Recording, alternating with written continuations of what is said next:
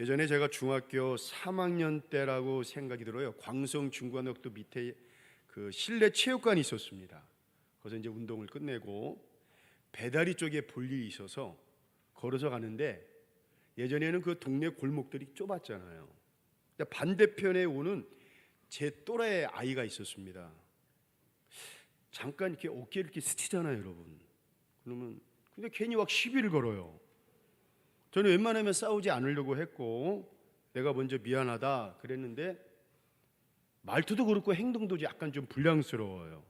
그래서 뭐 상대방이 어떻게 할 수가 없잖아요, 여러분. 뭐 한번 싸우려고 했는데 갑자기 어디서 4명이 확 달라붙는 거예요. 제가 그 아이까지는 객기로 이렇게 뭐 더 한 명은 상대하겠지만 4명을 제가 어떻게 상대하겠습니까? 그때 여러분 방법 하나가 있습니다.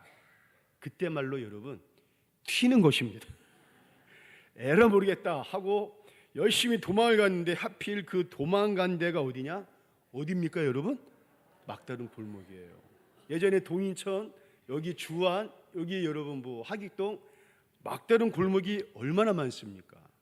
일부 예배 때 이설교를 했더니만, 그럼 목사님 그 결과는 어떻습니까? 물어보는데, 그 결과는 나의 문제지 여러분들이 알 필요는 없습니다. 말하기 좀 창피해요. 그럼 아실 거예요. 여러분, 인생을 살다 보면 이렇게 생각지도 않았는데 막다른 골목으로 치달을 때가 있습니다. 예를 들어 그냥 내 인생의 길이 탁 막혀 있는 것 같아요. 자녀의 길이 막혀 있는 것 같아요. 남편의 길이 막힌 것 같아요.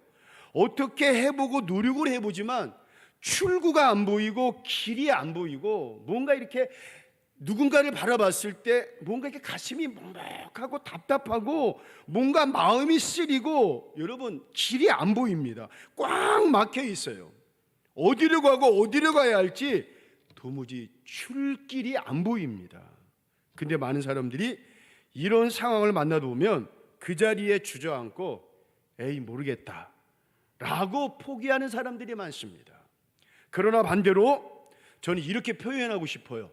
영적인 오기가 생깁니다. 오기, 영적인 오기가 생겨서 더 강해지는 분들이 있습니다. 그래, 내가 여기서 무너지면 되겠냐?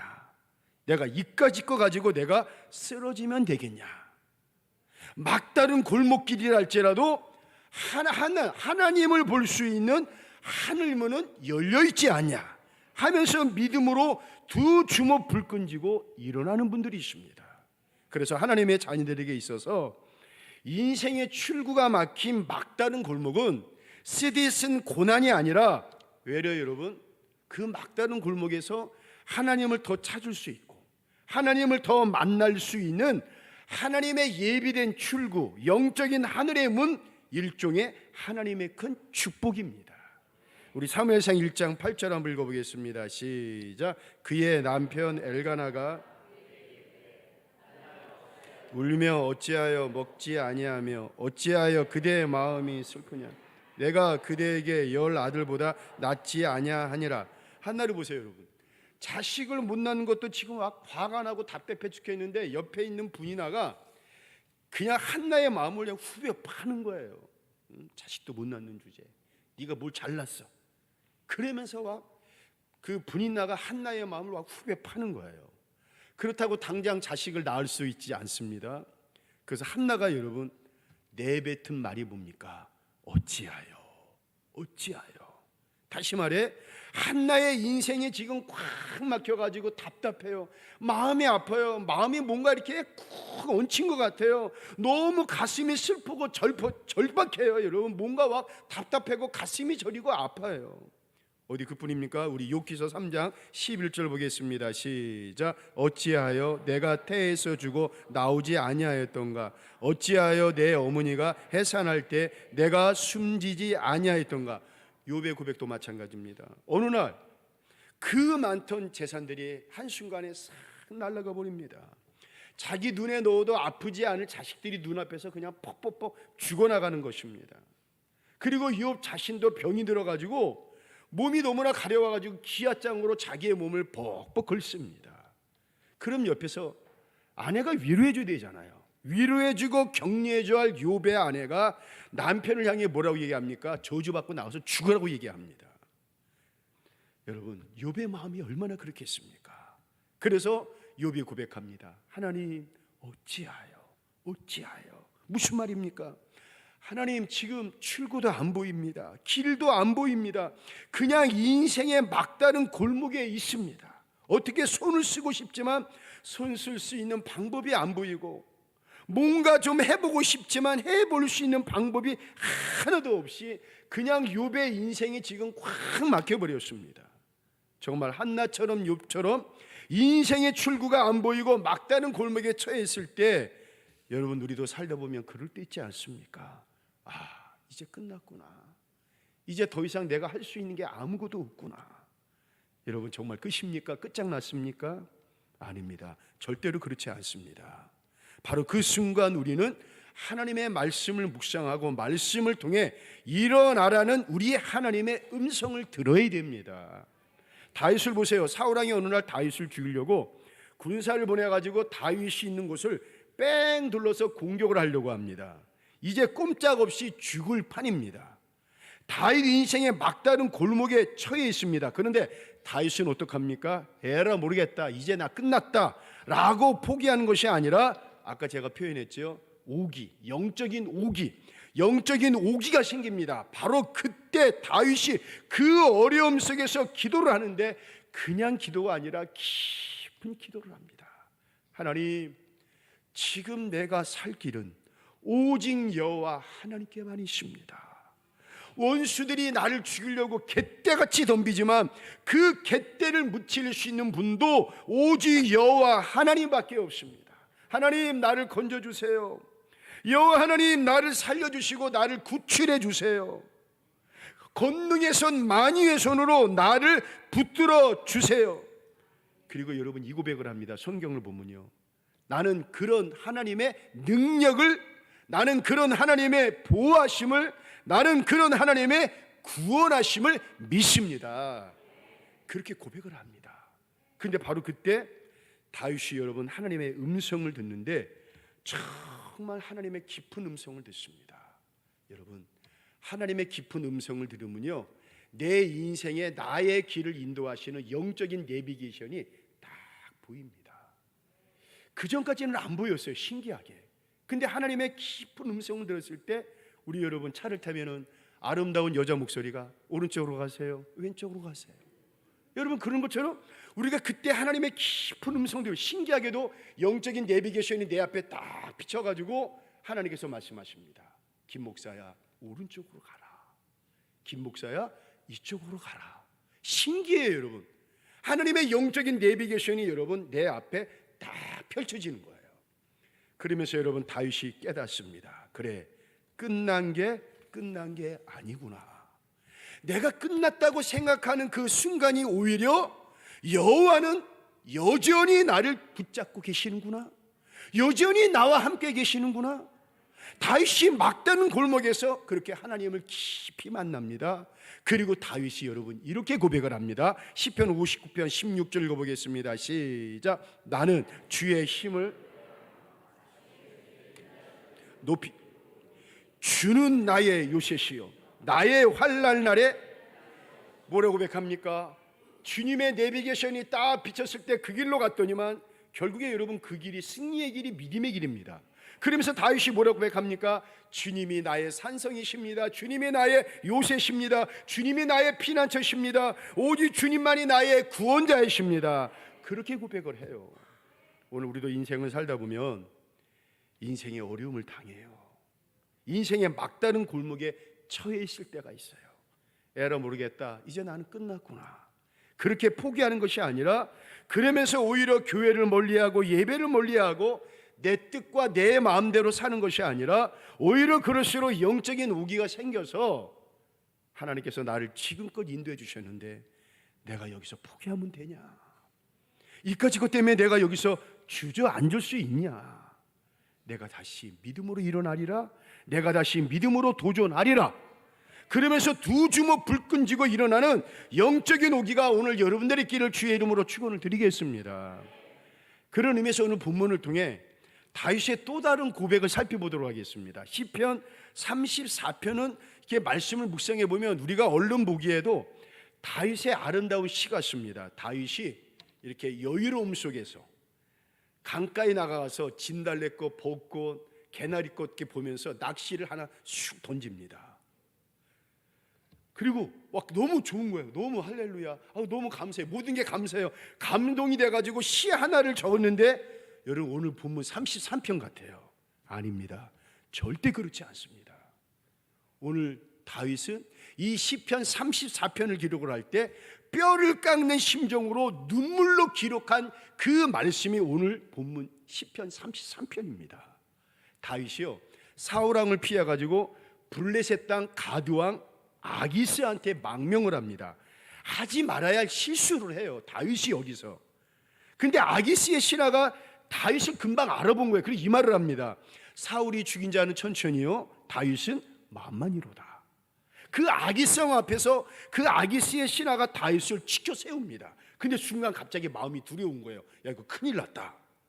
행여의 일로 인해 가지고 가드왕 아기스가 나를 죽이지 않을까 두려워합니다. 그래서 다윗이 어떡합니까? 사무엘상 21장 13절 읽어보겠습니다. 시작. 그들 앞에서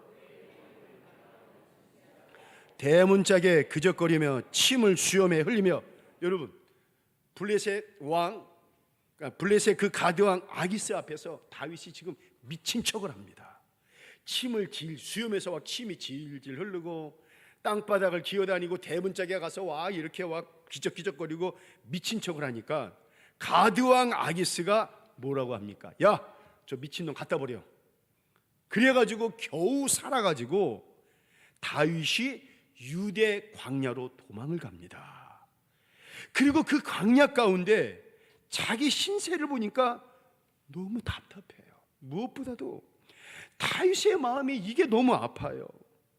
하나님을 그렇게 사랑했던 다윗인데, 늘 언제나 하나님의 은혜 속에 살아왔다고 고백했던 다윗이었는데 잠시 잠깐의 고난으로 이방 사람 앞에서 하나님의 영광을 가리운 게 너무 마음이 아픈 거예요. 다윗 인생에 늘 언제나 기가 막히게 역사하셨던 하나님이셨는데 다윗은 그 순간 정말 기가 막히게 하나님의 영광을 가리웁니다. 가만히 보니까 자신이 너무 지금 꽉 막혀 있어요. 그냥 막다른 골목입니다. 근데 여러분 신기하게도 다윗이 참 잘하는 게 있습니다. 그 광야에서, 아무것도 없는 그 광야에서 다시 한번 다윗이 그렇게 사랑했던 하나님을 찾습니다. 여러분 지금 찾을 때는 그냥 찾는 게 아니라 가슴 저리게 하나님을 찾습니다. 가슴 아프게 눈물로 하나님을 찾습니다. 지금 막다른 인생의 골목이지만 그 자리에 털포덕 주저앉으면서 포기하고 절망할 수도 있지만 마지막 남은 그 영적인 미력한 힘을 다해가지고 우리 하나님께 자신의 모든 것을 다 내놓습니다. 그런데 그 인생의 막다른 골목에서 다윗이 이걸 경험한 거예요. 지금이 내 인생의 막다른 골목과 같은 처절한 상황이지만 하나님께서는 여전히 나를 돕고 계시는구나. 하나님께서는 여전히 나를 인도하고 계시는구나. 하나님께서 여전히 나를 세밀하게 보호하고 계시는구나. 여러분 영적인 내비게이션이 다윗 앞에 여러분 딱 펼쳐져 있는 거예요.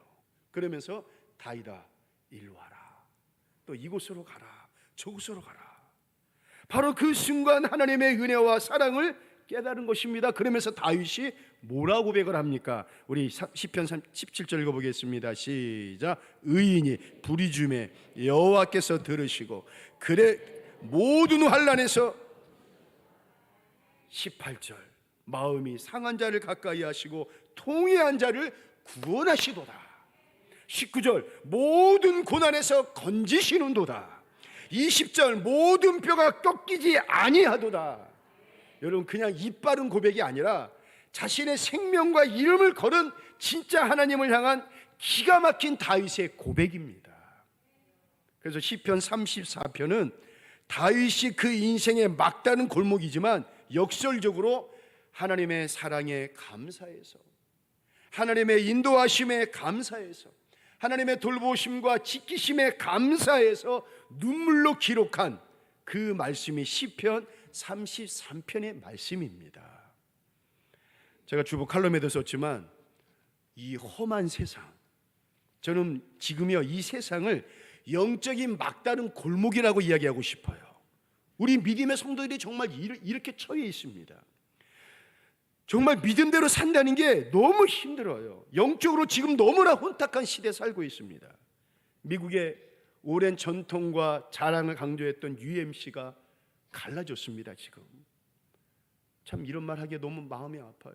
동성애를 찬동하는 UMC와 동성애에 대해서 그걸 반대하는 GMC로 여러분 갈라졌습니다. 지금 어찌 보면 우리 한국 교회도 지금 심각한 교리와 신학적인 문제에 여러분 처해일 수도 있습니다. 아니 어찌 보면은 우리 감리교회도 그런 문제가 이제 시시각각적으로 다가오지 않을까 하는 그런 염려가 너무 앞섭니다. 하나님의 말씀이 맞는 것을 많지 않다고 여러분 고백하는 그런 시대가 여러분 점점점 다가오고 있습니다. 어찌 보면 이 험한 세상이요 영적인 막다른 골목의 시대라고 저는 표현하고 싶어요. 여러분, 이 험한 세상, 영적인 막다른 골목과 같은 이 시대에서 우리 성도들이 살아갈 힘이 무엇이겠습니까? 다른 거 없습니다. 하나님의 이 아름다운 성전 안에서 하나님의 귀한 믿음의 자녀들과 자매 형제들과 함께 드리는 예배, 그리고 이 아름다운 성전 안에서 살아가는 성도들이 서로 나누는 사랑의 교제입니다. 그래서 성경은 우리들에게 이렇게 이야기하고 있습니다. 히브리서 10장 24절 25절 읽어보겠습니다. 시작. 서로 돌아봐 사랑과 선행을 격려하며 모이기를 패하는 어떤 사람들의 습관과 같이 하지 말고 오직 권하여 그날이 가까움을 볼수록 더욱 그리하자. 사랑하는 성도 여러분, 그러실 분은 없지만 교회에서 드리는 예배와 교회 안에서 나누는 성도의 교제를 가볍게 여기면 안 됩니다. 가끔 TV에서 방영하는 동물의 왕국을 저는 봅니다. 근데 맹수들이 공격하는 초식 동물이 그냥 아무나 공격하는 게 아닙니다. 그 무리들과 이렇게 잘 가다가 갑자기 이렇게 혼자 떨어지는 초식 동물이 있습니다. 그러면요 그 사자도 먼저 숫사자가 공격 안 하더라고요. 암사자가 먼저 여러분 발을 숨깁니다. 숨기고 살금살금 갑니다. 살금살금. 그리고 어느 정도 딱 순간이 됐을 때 후닥하고 그 암사자가 달려갑니다. 근데 가만히 보세요. 암사자 혼자 가는 것이 아니라 바로 그때 어디 숨어 있는지 여러 명의 숫사자, 그 다음에 마지막 사자들이 한 7, 8마리가 그냥 훅 하고 달려들어서 공격하는 것을 볼 수가 있어요. 여러분 여지 없습니다. 우리 신앙도 마찬가지입니다. 혼자 있으면 공격받기 쉽습니다. 혼자 있으면 쉽게 넘어질 수 있습니다. 그래서 오늘 히브리서 기자는 뭐라 합니까? 서로 돌아보고 선행으로 서로 격려하고 무엇보다도 모이기를 패하는, 여기서 모이기는 히브리어로요 에피시나고게, 무슨 말이냐 그 뜻을 해석해보면요 믿는 이들이 함께 모여드리는 신앙적인 집회. 신기하게도 여러분 좀 앞서간 그 신학자 틸리는 이렇게 얘기합니다. 믿는 이들과 함께 모여드리는 예배라고 아예 정확히 얘기합니다. 여러분 그날이 가까움, 바로 주님의 심판의 날, 영적으로 이 험한 세상, 영적인 막다른 골목이 다가올수록 우리 믿음의 성도들은 주님의 사랑으로 먼저 교회 안에서 형제 자매들끼리 서로 돌아보고 선행을 하고 서로 격려하고, 그리고 무엇보다도 하나님의 성전에서 드리는 이 예배에 최선을 다하라는 히브리서 기자, 아니 우리 주님의 간절한 메시지입니다. 저번 주 청년부 주간으로 예수일 중찬단과 함께 군부대 위문 공연, 위문 예배를 갔다 왔습니다. 그래서 30명의 군인들이 얼마나 진지하게 예배를 드린 줄 몰라요. 그 군인교회를 담당하신 목사님께서, 목사님 예배 드리는 아이들, 군인들, 요새는 군인들이라는 거 용사들이라고 하더라고요. 이 용사들이 잘 표현은 안 하지만 어떤 아이는 이 부대 안에서 살아갈 힘이 예배라고 표현하고 말하는 아이들이 많다는 거예요. 그리고 그날 위문 예배를 마치고 제가 용사들 이렇게 한 명 한 명 악수를 했는데 어느 용사가 나가면서 저한테 조용히 이런 말을 하는 거예요. 그날의 제목이 우리 부끄러워하지 말자, 예수님 부끄러워하자, 그런 제목이었는데 목사님 말씀처럼 예수님이 있는 거 부끄러워하지 않겠습니다. 그 얘기하면서 지나가는 거예요. 눈물이 얼마나 나는지 너무너무 고맙고 감사해요. 그리고 엊그제 수요일 날 그 부대 목사님과 연락을 했어요. 근데 예수길 중찬단의 찬양을 들으면서 어떤 군인 아이는 자기 아빠가 생각이 나더래요. 눈물 참았다는 거예요. 예수길 중찬단의 찬양을 들으면서 잠시 부대 안에서 영적으로 험한 세상, 막다른 골목에 있으면서 잠시 방황하고 흔들렸는데 예수길 중찬단의 찬양을 들으면서 우리 아빠가, 우리 엄마가 나를 위해서 이렇게 기도해 주셨는데 하면서 다시 한번 신앙의 재기를 하겠다고 목사님께 피드백 고백을 했다고 저한테 전화 중에 그런 말씀을 하시더라고요. 여러분, 이 험한 세상, 어찌 보면 우리 모두는 영적인 막다른 골목에 있습니다. 지금 이 시대는 영적으로 너무나 혼탁하고 혼란스럽습니다. 그런 우리 성도들이 살아갈 힘은 다른 것이 아니라 바로 예배입니다. 하나님의 성전 안에서 예배를 드리면서 기도를 합니다. 찬양을 합니다. 말씀을 듣습니다. 그리고 이겁니다. 교회 안에서 주님의 사랑으로 서로 격려하고 서로 안아주고 서로 손잡아주고 교회 안에 아픈 자 있고 슬픈 자 있으면 여러분 그들을 주님의 마음으로 기도해 주는 것입니다. 여러분 이 말씀이 어디에 나옵니까? 사도행전 전반부에 나옵니다. 그런데 그렇게 했을 때 초대교회 어떤 역사가 일어납니까? 병자가 치유됩니다. 안진뱅이가 일어납니다. 날마다 새 신자가 넘치는 역사가 일어납니다. 가정이 회복되고 성도들의 삶이 회복되어지는 역사가 일어납니다. 그리고 여러분 성령의 새바람이 불기 시작합니다. 그리고 무엇보다도 이겁니다. 여러분 교회가 엄청나게 부흥하는 역사가 일어나기 시작합니다. 하나님께 영광 돌려드리는 이 예배가 또다시 한 주간 우리가 살아갈 힘이 되는 것입니다. 내 옆에 있는 누군가의 형제 자매를 봤을 때 예수님의 마음으로 그분을 바라보면요, 그분에게 능력이 보이고 은혜가 보이고 기적이 보이면서 나도 모르게 또다시 한 주간 살아갈 새 힘이 되는 것입니다. 나는 지나가다가 손 한 번 잡아주면서 권사님 내가 기도할게요. 나는 지나가다 손 한번 안아주면서 주님이 이렇게 당신을 사랑하십니다. 근데 신기해요. 그렇게 안아주고 가셨는데 갑자기 내 마음이 뜨거워요. 머리부터 발끝까지 뭐가 찌릿하는 그런 하나님의 은혜를 경험합니다. 바로 그분을 통해 하나님의 놀라운 역사와 능력이 바로 그 순간에 들어가면서 그분이 또다시 한 주간 살아갈 영적인 새 힘이 되는 것입니다. 그래서 교회는 이래야 되는 거예요. 신앙, 인생의 막다른 골목이지만 그곳은 여러분 쓰디쓴 아픔의 고난의 자리가 아니라 오히려 더 하나님을 찾고 하나님을 만나고 우리가 다시 일어날 수 있는 축복의 자리임을 믿으시고 오늘도 이 믿음으로 일어나시기를 주의 이름으로 축원을 드리겠습니다. 찬양하겠습니다.